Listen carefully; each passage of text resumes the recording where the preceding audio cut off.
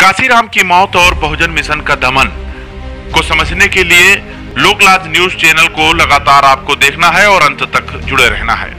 बहुजन mission के तहत दलित उत्पीड़न में न्याय दिलाने और दलितों के मान सम्मान के लिए बहुजन मिशन को देश के कोने कोने में पहुंचाने वाले काशीराम की मौत के बाद बहुजन मिशन धराशायी हो गया। काशीराम के कई करीबियों ने काशीराम की मौत के बाद उनकी मौत पर ही सवाल खड़े किए।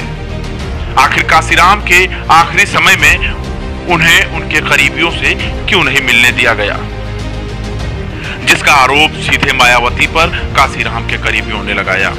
काशीराम के बहुत करीबी रहे और बामसेफ से लेकर बसपा तक साथ देने वाले राम समुच ने काशीराम की मृत्यु के बाद एक किताब लिखी, जिसका नाम ही था काशीराम, राम मौत स्वाभाविक या हत्या। मगर काशीराम की मृत्यु के समय माया सत्ता में थी, जिस कारण मामला दब गया। मगर काशीराम की मौत के बाद जैसे बसपा और बहुजन मिशन अलग अलग हो गए हों। बसपा से प्रदेश में पूरे बहुमत की सरकार बनाने के बाद मायावती ने बसपा का वजूद ही बदल दिया। केंद्र की कुर्सी के लालच में बहुजन मिशन को किनारे करते हुए सर्वजन हिताय सर्वजन सुखाय में बदल गई। आखिर सहारनपुर की घटना के समय मानवर काशीराम का मिशन कहाँ रह गया? उत्तराधिकारी होने के नाते मायावती ने आवाज क्यों नहीं उठाई? रोहित के मामले में मायावती कहाँ थी? साथ ही दिल्ली में हुए दलित प्रदर्शन के समय मायावती कहाँ थी?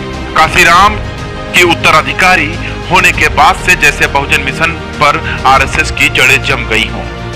इस पर मोहर लगाने के लिए मायावती ने 370 के कश्मीर मामले में केंद्र का समर्थन कर साबित कर दिया कि अब बहुजन मिशन भी मायावती के अनुसार। यही कारण था कि मायावती के कमान संभालने के बाद से काशीराम के कई साथी और दलित चिंतक मायावती से अलग हो गए। और सहारनपुर में जो हुआ उसके बाद सुर्खियों में आई भीम आर्मी ने जल्द ही उत्तर प्रदेश में अपनी जड़ें मजबूत कर ली। मगर बसपा का भीम आर्मी प्रमुख चंद्रशेखर रावण की अनदेखी मायावती को भारी पड़ी और चुनाव के नतीजे देखकर स्पष्ट हुआ कि प्रदेश का दलित अब दूसरी राह पर बटने लगा है। फिर जैसे प्रदेश में दलित नेताओं की बाढ़ आ गई।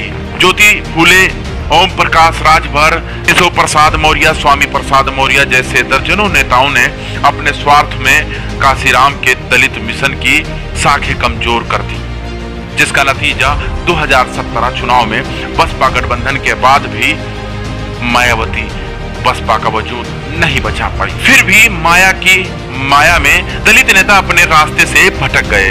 डॉक्टर भीमराव अंबेडकर के विचारों और शिक्षा को सार्वजनिक करने के बाद काशीराम वजूद में आए और दलितों के सहयोग से सत्ता मान सम्मान की लड़ाई में विजयी हुए। मगर काशीराम के बाद जैसे बहुजन मिशन पहले उत्तर प्रदेश में फिर प्रदेश के कुछ हिस्सों में सिमट कर रह गया। कभी प्रदेश के दलितों के लिए मसीहा बनकर उभरे काशीराम को आज याद करने वाला बसपा में कोई नेता नहीं बचा। यह सब दलितों के मिशन को समाप्त करने की बड़े स्तर से साजिश के आसार है। जब काशीराम का नाम गायब होगा तो मिशन आंदोलन अपने आप गायब हो जाएगा। जब मिशन सत्ता था स्वार्थ के लालच में आ जाए तो उसे कोई भी आसानी से समाप्त कर सकता है। फिर जब सैकड़ों वर्षों तक अत्याचार झेलने वाला दलित अपने पैरों पर बिना धन जन संसाधन के खड़ा हुआ हो तो उसे साजिश से समाप्त करने में अंकुत पैसे और गद्दारों की जरूरत पड़ती है। इसीलिए आरएसएस ने स्वार्थी नेताओं की मदद से काशीराम के बहुजन मिशन को लभाग समाप्त कर दिया। आपको हमारी स्टोरी कैसी लगी कमेंट्स बॉक्स में अपना राय दीजिए और देश दुनिया की बेहतरीन खबरों को पारदर्शिता से देखने के लिए हमारे चैनल को सब्सक्राइब करें। धन्यवाद।